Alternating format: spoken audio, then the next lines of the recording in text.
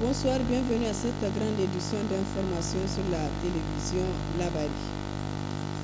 L'actualité oblige l'audit au ministère de la Défense à dévoiler au grand jour des malversations énormes, suscitant des interrogations qui demandent des réponses qui a provoqué ce commentaire signé Alicia Ibrahim. En tout lieu où se trouvent les Nigériens, ils ne doivent jamais oublier que le Niger est un grand pays. Et chaque Nigérien patriote a le devoir de se sentir concerné par la façon dont évolue notre pays sur le plan politique, économique et social. La préservation de la santé de notre pays est l'affaire de tous.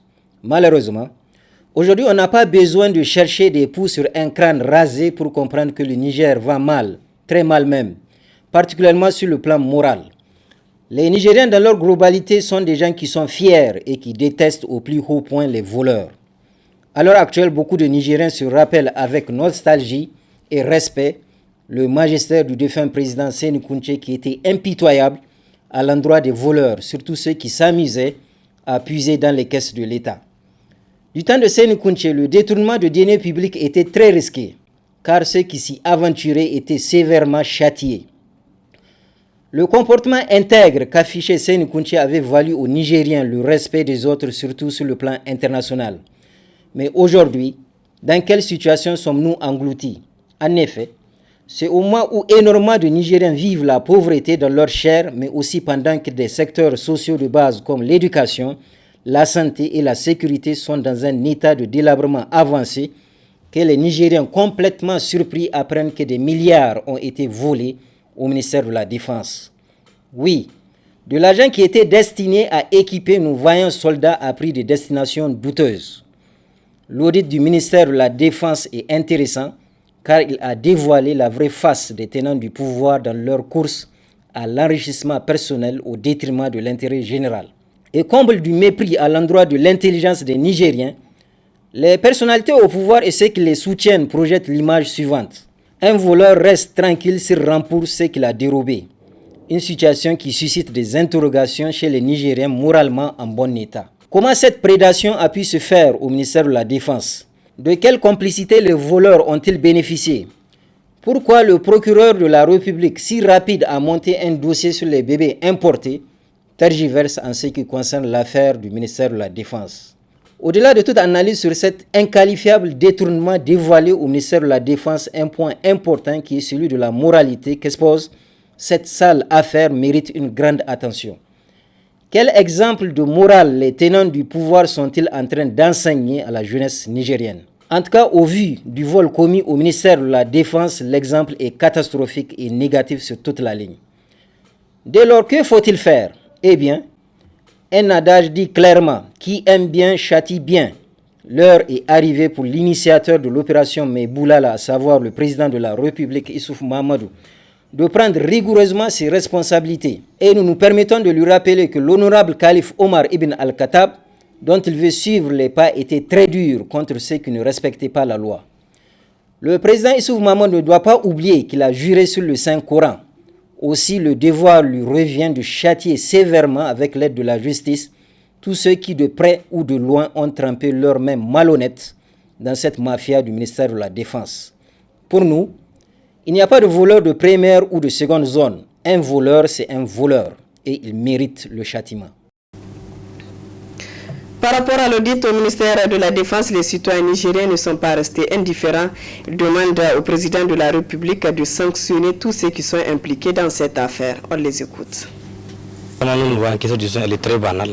L'État vraiment devrait les sanctionner. Il devrait les fermer. Tout celui qui a mangé le bien public, il doit être arrêté par toutes les dispositions.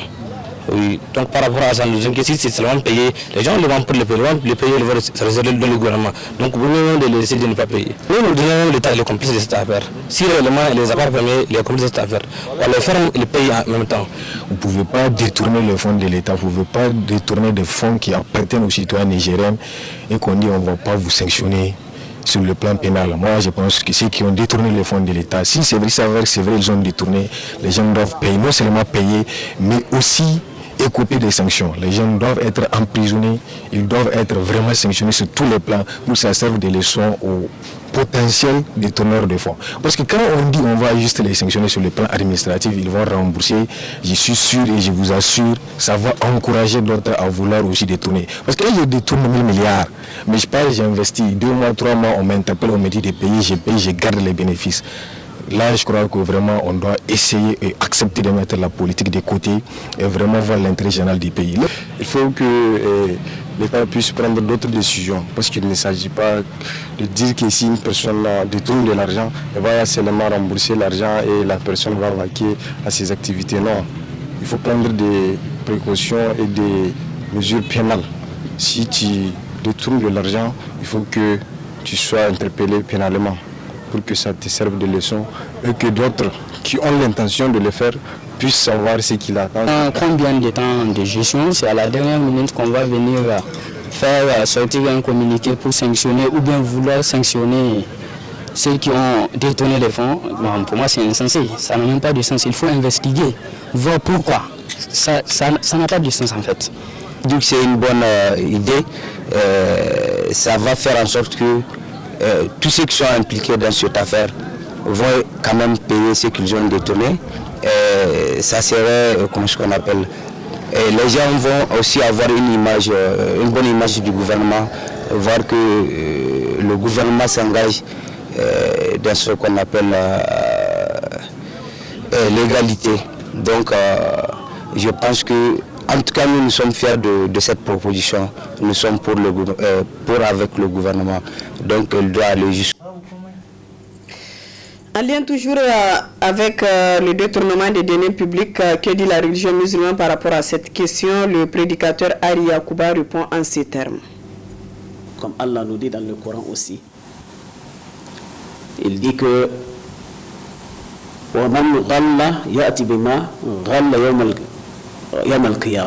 celui qui a volé, il viendra avec ce qu'il a volé les jours de compte sur sa tête. Aujourd'hui, il y a des vols qui se font au niveau des fonctionnaires. Par exemple, à l'échelle du fait que quand tu signes un contrat, tu as 40 heures, les heures là dont tu prends au détriment de ton employeur, c'est du vol. Parce qu'à la fin du mois, tu as un salaire plein, conformément aux 40 heures fois 4 pour le mois. Un nombre de responsables qui, quand ils partent, ils reviennent, ils disent voilà la part de l'État et voilà ma part. Tu es payé pour assurer cette tâche. Et voilà que tu prends encore des pourboires. C'est ce pourboire-là que l'islam refuse.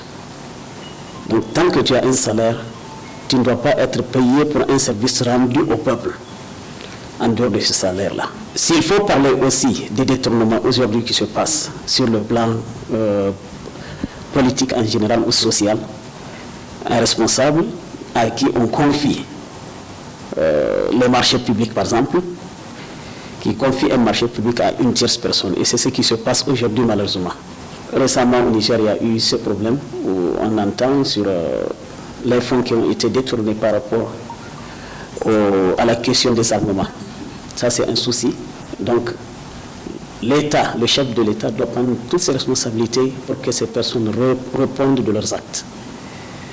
Si réellement il a le pouvoir, parce que le pouvoir, Allah subhanahu wa ta'ala, il le donne à qui il veut. Et quand il a le pouvoir, fais attention. Allah subhanahu wa ta'ala t'a déjà scellé. Quand on te donne le pouvoir, tu es déjà scellé. Parce que c'est une responsabilité lourde. Soit tu agis positivement ou négativement, déjà ton compte est réglé. Parce que le jour de compte, Allah subhanahu wa ta'ala réservera un châtiment particulier à ceux-là qui ont dirigé. Conférence publique organisée par l'Association des héritiers pour l'appui de l'agenda 2063 hier, mercredi 4 mars, à la place Ahmadou Boubacar de l'Université Abdou Moumouni de Niamey sur le panafricanisme, clé de la libération et unification de l'Afrique. Le résumé de cette conférence avec Hamza Sakou. Soutenir les chefs d'État africains dans leur quête d'unifier le continent noir, c'est en ce sens qu'a vu le jour l'Association des héritiers pour l'appui à l'agenda 2063 qui mène des actions pour faire de la jeunesse nigérienne une jeunesse panafricaniste. Objet de cette conférence débat qui vise cette jeunesse dynamique sur le processus de l'unification des pays africains. A23, ça c'est en abrégé, a pour objectif principal d'appuyer les buts et les objectifs de l'agenda 2063. Aujourd'hui, nous sommes dans la troisième phase. Cette phase qui consiste à nationaliser les États-Unis d'Afrique. Vous le savez, en 2013, la Commission de l'Union africaine a mis en place, a élaboré un agenda de 50 ans. Et nous, ici au Niger, et nous comptons aller ailleurs, nous avons mis en place pour le moment au Niger une association qui a pour objectif principal d'appuyer l'agenda 2063. Notre appui consiste en deux choses. En premier lieu d'abord, et de montrer à travers les preuves scientifiques que l'Afrique suit un processus de libération et d'édification depuis 1920. Aujourd'hui, nous menons des études ici, c'est ça, souvent nous venons vers le public exposer les résultats de nos recherches. Ça, c'est du point de vue scientifique. Maintenant, il y a un agenda qui est un projet, une vision. Et cette vision, ce projet-là, nous l'appuyons à notre manière et nous appelons toute la jeunesse à l'appuyer pour que d'ici 2063 exactement, cette vision des pères fondateurs de l'ONU, qui est l'institution des États-Unis d'Afrique, la solidarité africaine puisse être une réalité. Voilà les deux aspects sur lesquels nous nous basons pour appuyer l'agenda 2063. Nous sommes en train de parler sur quelque chose de très important, qui est le panafricanisme. Vous savez, chaque mouvement, chaque continent a un mouvement, une idéologie pour avancer. Et l'Afrique en a. Ce mouvement, c'est quoi? C'est le mouvement du panafricanisme. Nous sommes venus expliquer à la jeunesse que la seule idéologie que nous devrons incarner, la seule vision que nous devons accepter, c'est le panafricanisme, pas autre chose. On a passé par l'OIA, on a aujourd'hui de l'IA, on compte aller vers les États-Unis d'Afrique. Donc tous ces processus-là, c'est une seule force qui est c'est quoi? C'est le panafricanisme surtout. L'Association des héritiers pour l'appui à l'agenda 2063 invite les jeunes à appuyer l'Union africaine dans cette noble mission. Notre appel pour la jeunesse nigérienne en particulier, d'une manière générale à la jeunesse africaine, c'est de s'approprier de l'agenda 2063. Aujourd'hui, cette vision qui a été élaborée par la Commission de l'Union africaine, nous n'avons que l'agenda 2063, nous devrons l'appuyer. L'agenda 2063, ce n'est pas pour les dirigeants africains seulement, ce n'est pas pour les politiciens seulement, c'est pour nous tous, c'est pour les jeunes, c'est pour les femmes, c'est pour toute la population africaine et nous devons l'appuyer. Jour et nuit, travailler dans les amphithéâtres, dans les salles de cours, à l'intérieur de la ville, dans les villages, nous devrons promouvoir l'agenda 2063. Cette conférence a été accueillie favorablement par le public à travers cette influence massive. Cette structure compte aussi multiplier ce genre d'activités et cela sur l'ensemble du territoire national. Voilà, mesdames, messieurs, ici prend fin ce journal. Merci à vous de l'avoir suivi et excellente soirée en compagnie du programme de la télévision Labari.